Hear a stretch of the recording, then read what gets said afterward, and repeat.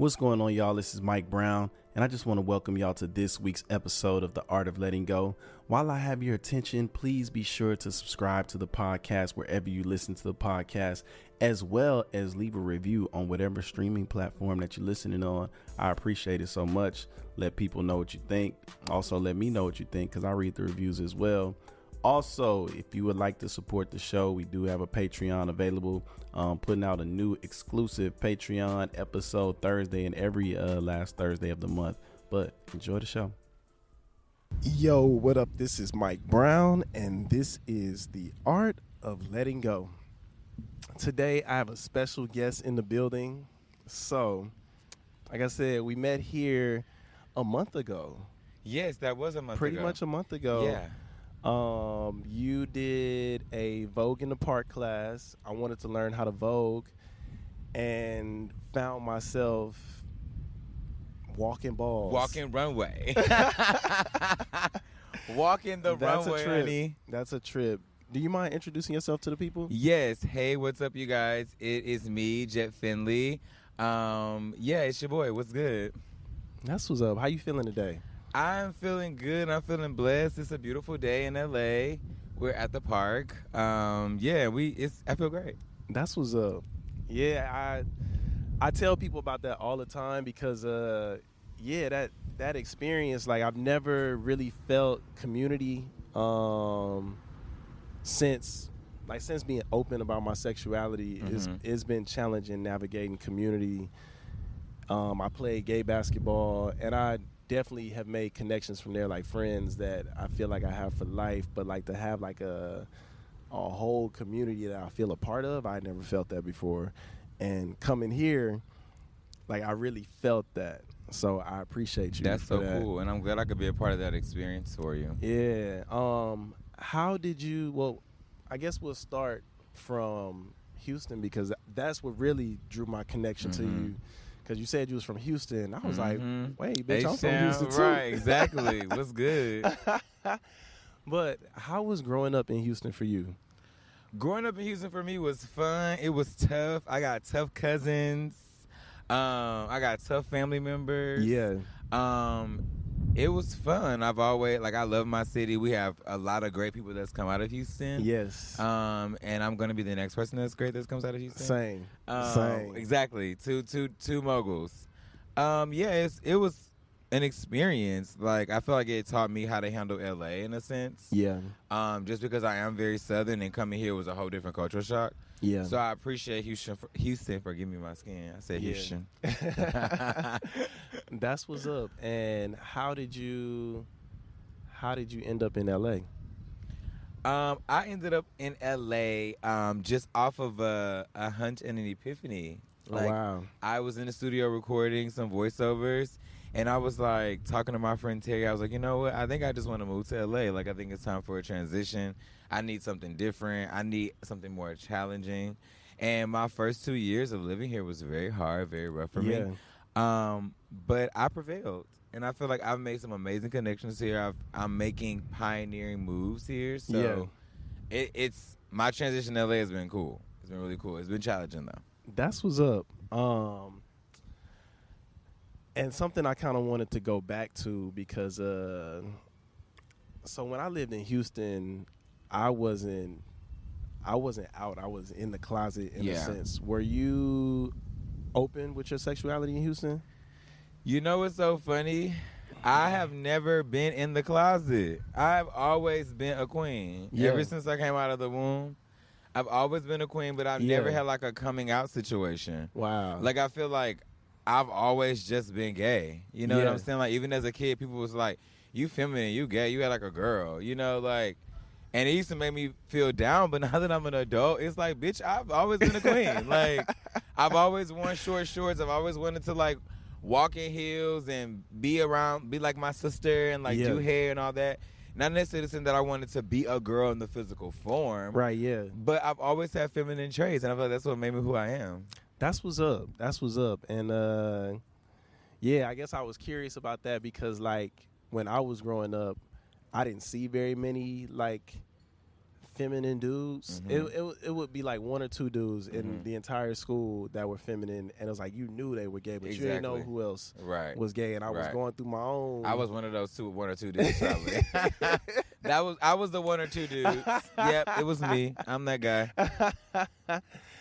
And I think about my experience of like internalizing that, but I'm also curious, like, what was that for you? Just like you said, you always been open, and yeah, what was that like?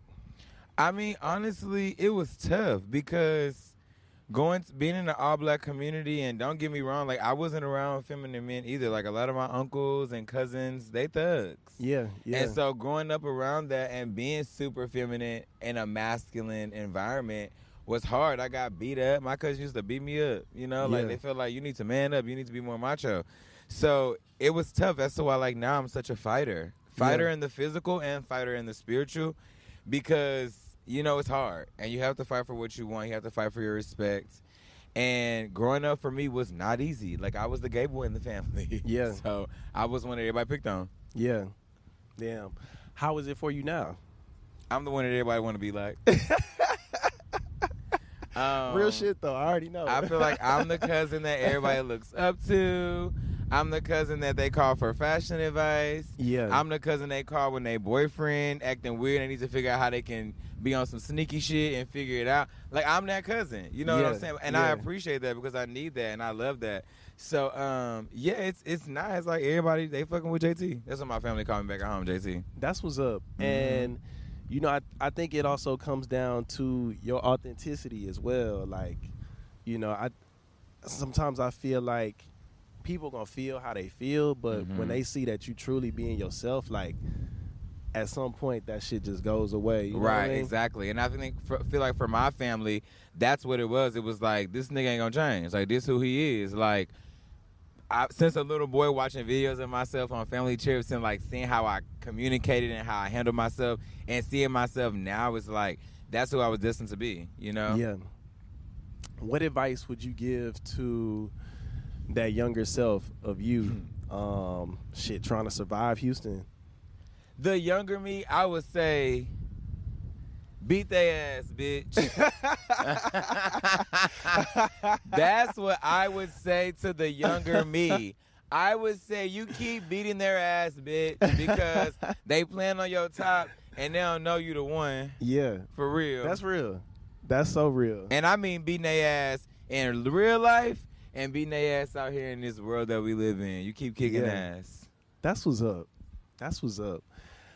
So transitioning to LA, how was it for you initially? Like, I know for me it was a little challenging building community, but how was that for you? I'm gonna be transparent. I'm still building community because it's so hard to find friends here and camaraderie and generosity and genuineness. I'm still finding community. I'm building my own community. That's what I was just about to say. I'm breaking the barriers of what it's supposed to be like to be and have friends in LA. You know what I'm saying? Like, I'm breaking the monotony of all that shit because I feel like people move here and they forget that before you moved here, you had nothing, or you weren't on that plateau, or you didn't have that following, and I feel like people need to hone in on how they started. Yeah. And that will help them have a big slice of humble pie. That's what I feel that.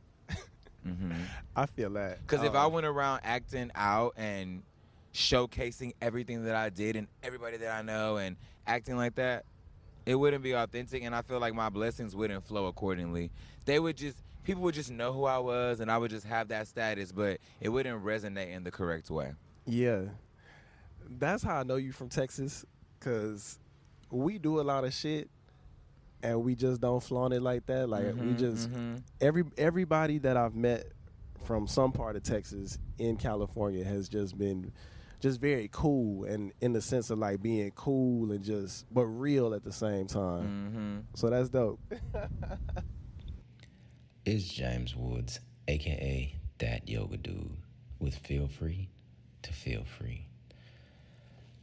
Letting go of resistance, of avoidance, of procrastination, of distractions, of not dealing with the person that I need to become of not dealing with the changes that I need to make.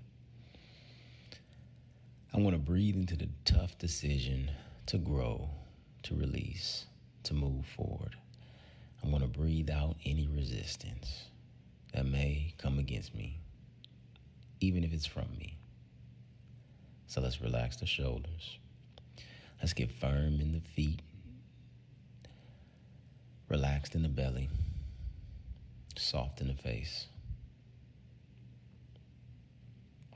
Let's take a deep inhale through the nose. Breathe in all the way down to the belly.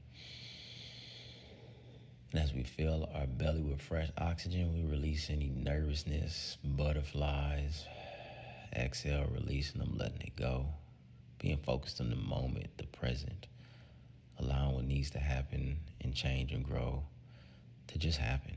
Don't resist. Let's take 2 more. Deep inhale. Breathe in through the nose. And exhale. The body softens, allowing the mind to just chill. Whatever happens next, we can breathe through it. One last deep inhale. Fill the body with fresh air, new life, courage, freedom.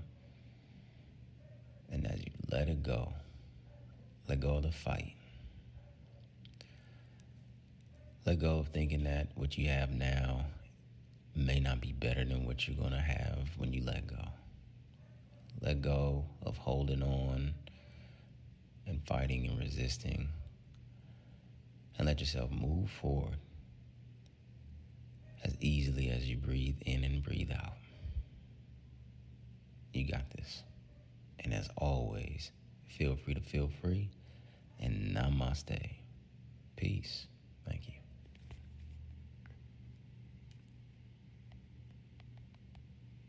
How did you get in the ballroom? I got into ballroom through Jeremy Copeland. Jeremy Copeland sent me a text and was like, send me a video of you voguing, and because I want to show it to some people. Yeah. And I didn't know it had anything to do with ballroom. I was so new to everything. Like, I would watch Vogue videos. I would watch different clips and stuff. And, of course, being a dancer, like, I would catch on and, like, see if I could throw my own flair to it. But when I first started, I was shitty. Yeah. I just felt like I didn't have that essence of, like, Vogue that I would watch clips and, like, how they would look. But, yeah, that's how I got into it. Jeremy told me to send him a video. I sent him a video, and then he was like, you're going to become a gorgeous Gucci. And yeah. So that's how I got into ballroom. That's what's up. That's what's up. Is there a ballroom scene in Houston? No, not really. No, Yeah. They're building it. Maybe Dallas. Yeah. Dallas has more of a ballroom scene, but no, not Houston. Houston is so new. It's Yeah. so new and it's so fresh, you know? Yeah, and to be honest, I didn't even know there was a scene here in L.A. I had wanted to go to a ball forever just to go watch. Mm-hmm. The first ball I went to was at the Soho The warehouse. Soho House. Uh-huh. Mm-hmm. Sean Ross's ball. Yes. Yeah, I walked that ball. That ball was amazing. Uh-huh. I walked that ball. Wow. Wow, that's so crazy. Yeah, Like, I was there. wow. Yeah. That's really dope. I don't know if you remember the Vogue people, but the guy that had on the tulle skirt with the white gloves, that was Yeah. me. Oh, wow. That was me. Okay. Yeah. Yep, that was me. Small world. Hey, y'all, what's Small good? world. Something that I recognize about ballroom just being in the community, and also, like I said, with what you were doing here with the Voguing in the Park, is just this aspect of community. And I guess I would like to know, why is it so important to you to build community? That's a good question. It's important to me because I've never really had it, in a sense. Yeah. And I have such a heart for people. So I've always wanted to do something that would set me apart from just popularity. And I just wanted to do something that was just going to be magnificent. It was going to put me on a certain level that I needed to be on as a black gay man. Yeah. And I just wanted something different. Like, everyone really just does things, to me, in my opinion, like for the popularity or for the clout, or so they can gain certain relationships. And that's cool, you know, but what's going to be the lasting impression, and how is that going to set you apart from everybody else? Yeah. A question I have for myself is how do you know what house to join? Like, how do you make that decision? Because when I think about a house being like a family, Mm-hmm. you know, that seems like an important factor Mm-hmm. for me to feel that connection to the people within the house. But yeah, I guess I'm curious to know for you, like, what is that deciding factor? What would you tell somebody that's just getting into ballroom about picking a house? I would say you need to really do your observation. Mm-hmm. You need to really study what that house is about. Mm-hmm. Do not join a house because it's popular. Mm-hmm. Do not join a house because the members of that house are superstars or famous or socialites. Like, join a house that's going to really showcase who you are in ballroom. Join a house that's going to show interest in who you are outside of ballroom. Yeah. Join a house that's genuine, that's really about making a connection with their house members and not just having you as a number or for somebody they want to win for balls. That's real. That's real. I appreciate you sharing that. Absolutely. I appreciate that. I'm going to keep it real all the time. Yeah. As much as I can. Because like I said, I didn't get into this with the expectation of anything, but now I see just being in it like, oh, this is something that's possible for you, and what are you going to do with that? And I guess something else I think about is like, what is the actual commitment of being in a house? Because I know it's not, and I guess because in my mind, going to college, I think fraternity first. Mm-hmm. So I guess, like, what's the difference between like a house and a fraternity? That's a good question. Honestly, there is no difference. Yeah. There is no difference. It's all about building those relationships. A fraternity and a sorority are pretty much just like ballroom houses. Yeah. We all have chants. We all have certain names. Yeah. We all go by certain code names in the ballroom scene, just like fraternities and sororities. Yeah. You know, they have chapters, they have lines. Yeah. You know, they're incorporated, they're international. So they pretty much go hand in hand. It's all about a brotherhood, a sisterhood, except just for us, we're co-ed. You know, we have trans men, trans women. We have boys that are feminine, you know, except for in that particular environment, it's more masculine, more feminine based. Yeah. But they all, to me, go by the same code, brotherhood, sisterhood. That's real. That's real. And something that you just made me think about just now, mentioning masculine and feminine, I was curious to know, how do you feel about those two things? Because the ballroom is definitely breaking that barrier for me of what's masculine, what's feminine, and really making me look at it like it's all acting. Mm-hmm. Like, it's all subjective too. Yeah, yeah. Because I can see someone. I mean, even yourself, for example. Like, you could vogue and be as feminine as you want to be, but then you can walk All the runway American and be turn masculine. turn into something totally different. So it's Right. like, I guess what are the value of I guess like gender and the fluidity of it to you? You know what's funny? I'm just coming into like being more androgynous, if that's the word to use, or I'm getting more in touch with my feminine side. Yeah. Being that when I lived in Houston, I didn't dance in heels. That's so Yeah. funny. When I moved here, I tapped into dancing in heels and, you know, being more of like that butch queen side of myself. Yeah. Because, yeah, I feel like you just got to feel it. If you feel it and you know you got it and it's in there, do it, shit. You know what I'm saying? Like, sometimes what's uncomfortable is good comfortability. Yeah. You know, because it shows you like, okay, I got it. Like, when I first started dancing in heels, I sucked. Yeah. You know, but the more I kept going to class and having those childhood memories of putting my sister heels on while everyone's gone from the house and walking around and dancing to Beyonce, and like those moments came back to me while I was in dance class, and I'm like, okay, bitch, you probably were destined to do this, so just stop playing and fucking do it, you know? Yeah. And yeah, I don't know, I'm good. I think gender fluidity is great. I think you should tap into it if you feel it. That's what's up. And I guess I was curious, like, how were you able to tap into it in the dance form, or how did you know, like, once you were tapped in? And I ask that because, like, for me, the voguing has been challenging because Of course it it has. forces me to go feminine, and it's almost like a mental, like, I feel it. It's like a mental shift of, like, you almost there because you understand, and, like, you can go there if you want to. It's just a matter of shifting your mind to go there. So I'm curious to know, like, what is it for you? Woo, that's a good one. I don't know. Honestly, I'm gonna be real with you. I was just telling somebody, I have hit a point in my dance where I feel like my mojo is shifting. Yeah. And I can be transparent and say that because I'm an artist and I'm a creative. I know I'm talented. I know that at any moment I want to spark something, I can. Yeah. But I have had these moments where I just feel like something is missing. Yeah. And so lately when I've been voguing, I've been trying to figure out, like, who am I in this art form? Who am I in this language? What does it mean for me? You know what I'm saying? Versus what it means for other people.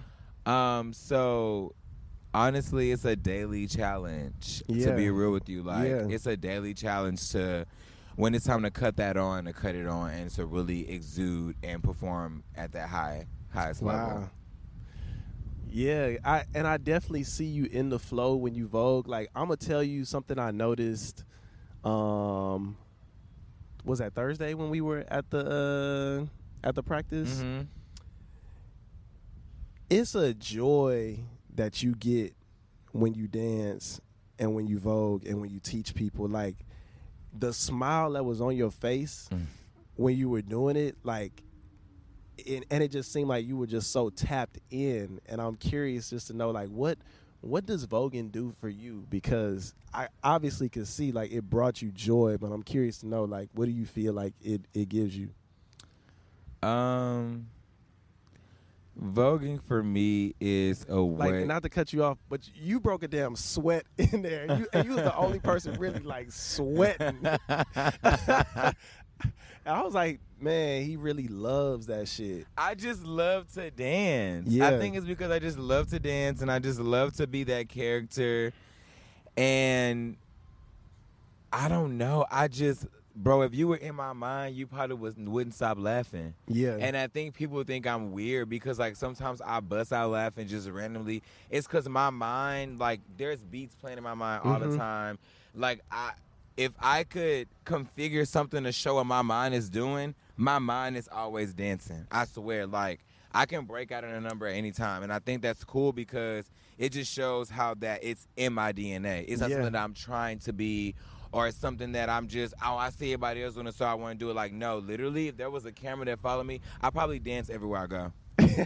Literally. Like, I just broke out on the corner earlier. I was listening to Azalea Banks. Yeah. And that beat was in my head. I was like, I had my fan. I was like, oh, I was feeling it. Like, so yeah, I just think it's in me. That's how I feel It's about really rapping. in me. Like, I could just rap at any given moment, walking by myself or whatever. Yeah. So I understand. Like, this lady I used to work with back in the day in Houston, she looked at me one time, a little Hispanic lady.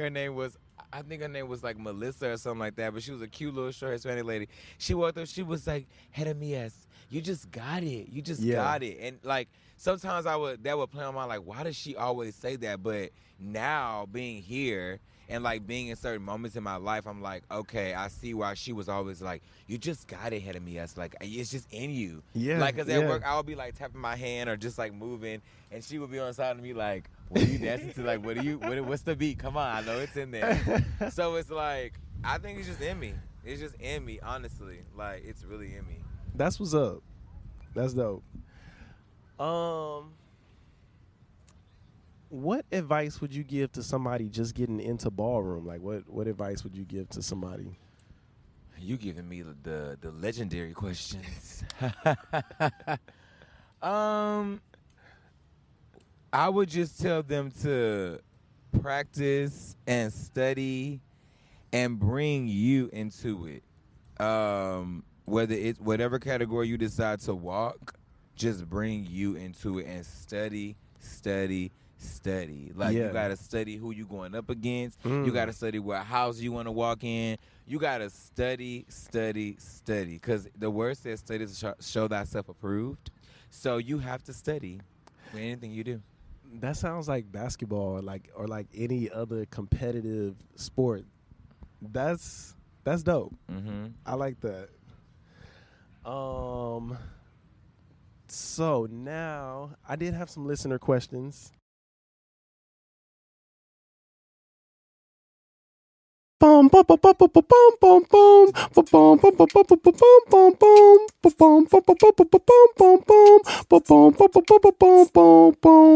A question from Luke was, who is your favorite person in Ferrero Rocher?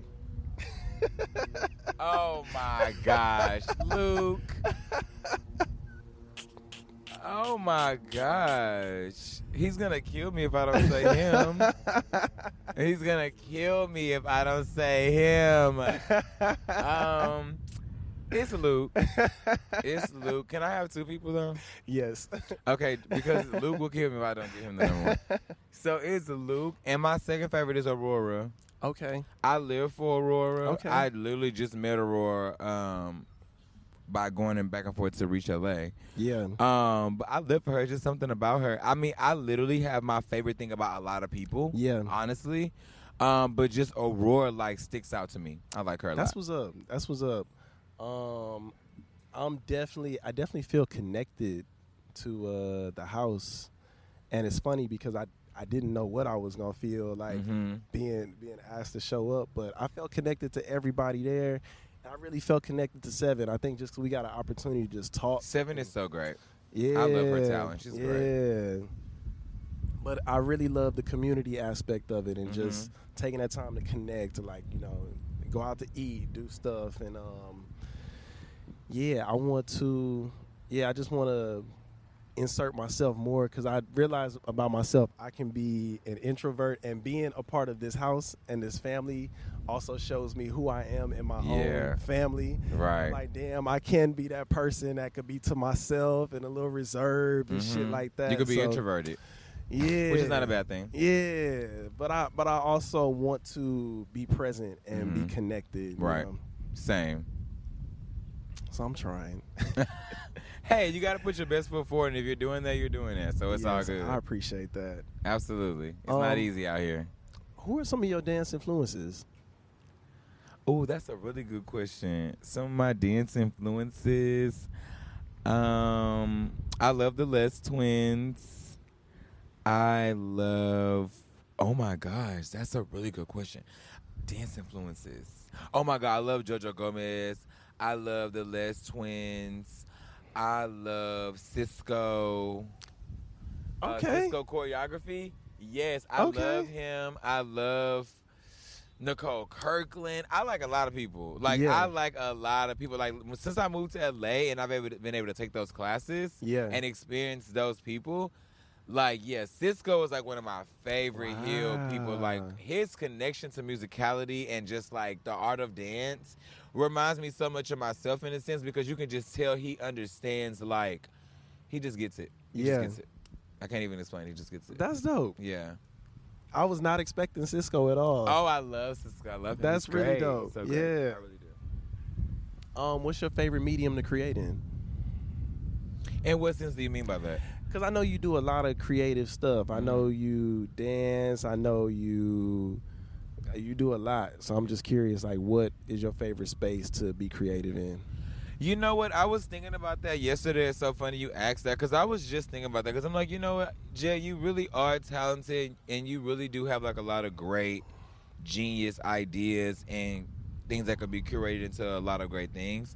I think my niche is just the art of putting things together. Yeah. I love the idea of putting together a photo shoot, doing an event, Vogue in the Park. It just fuels something in me.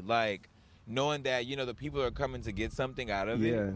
Of course, I think my love for dance and the arts is gonna always be there. That's what's made me be this person. Yeah. But I think my niche is just creative direction, just putting together stuff and bringing people together. and making someone else happy. I really enjoy doing that.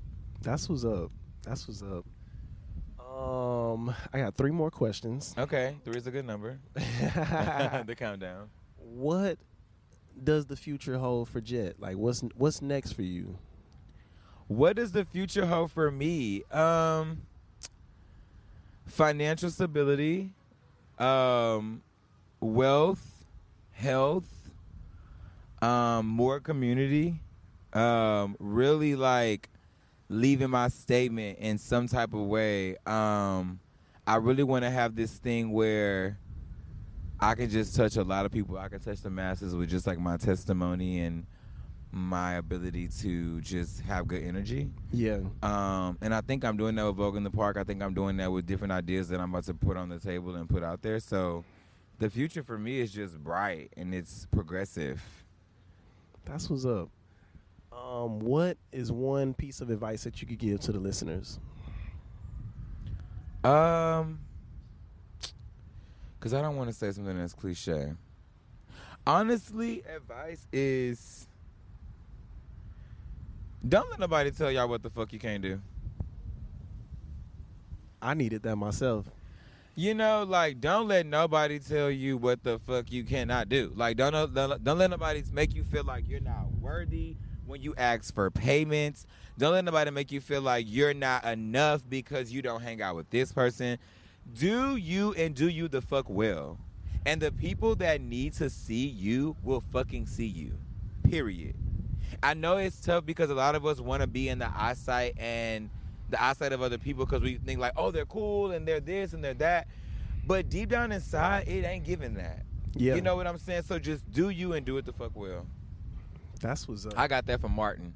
Martin said, do you and you do it well. Okay? I just love added Martin. the fuck you part in there because I feel like it needed a more blacker emphasis on that. Do you and do it the fuck well. Okay? That's funny you said Martin because I feel like that's my life role model. I feel like I done took all the steps of Martin. This is my word on the street. You heard me say, what's up? I said, get what's up? Oh, I watch Martin like I watch regular TV. I love Martin. When he said, I said, get what's up? That would kill me. That would kill me. That's hilarious. Mm-hmm. Did you see the reunion? I did. It was really good. I cried. I did too. I was crying on the Tommy part. I was in tears. I was like, damn, I can't even be a real thug right now and not cry. Cause I was crying. I wasn't gonna even lie. I saw Tashina trying to hold it in too. She was trying. But that was a beautiful ceremony. It was. It was really nice. Y'all should definitely watch that episode. The Martin reunion is beautiful. Yes. It brought back so many nostalgic memories for me. I was like, wow, this is beautiful. Yeah. They need more of these. They really do. I wish the Fresh Prince would do a reunion. Yeah. That would be beautiful. They did, though. They did one. They did one? I think it's on HBO Max. I've never seen that. I need to watch it. I didn't watch it either, HBO but I Max. think it need is to on watch HBO that. Max. Okay, cool. That's good information. Y'all heard that? So I need to watch it. HBO Max, cut a check. Right, okay, cut. What Brandon say? ASAP. Okay, stop playing.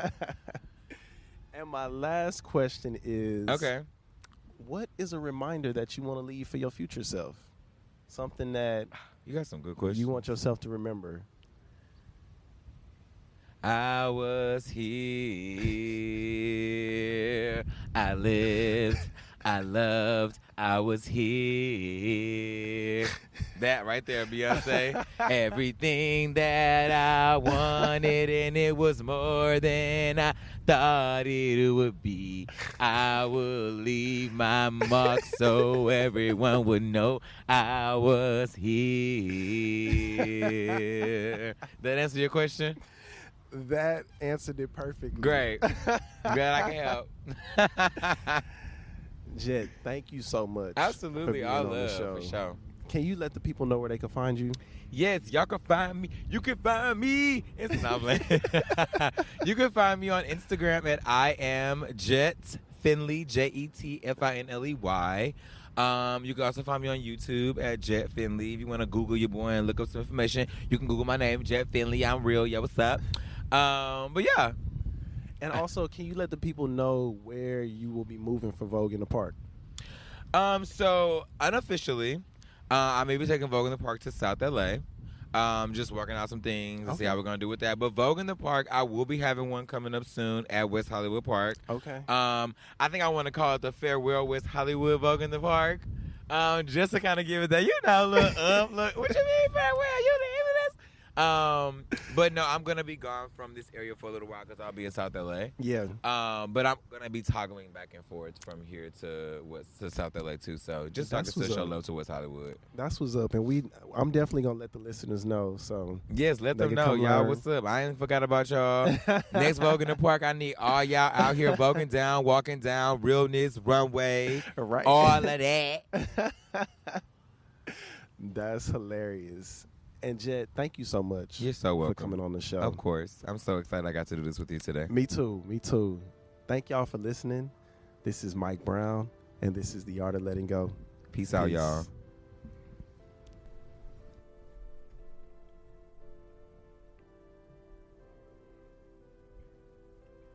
Thank you for tuning into this week's episode of The Art of Letting Go. If you like what you heard, please be sure to subscribe to the podcast wherever you listen. And also, please leave a review. Let me know what you think. Let people know what you think. It's so helpful. Also, if you would like to further support the show, we do have a Patreon where we do give a lot of exclusives. Check it out. The subscriptions are as low as $3 and you get full benefits. So check it out. Also, we got some merch, some new merch coming pretty soon. But thank y'all for so much. Thank you so much for listening. This is The Art of Letting Go. Peace.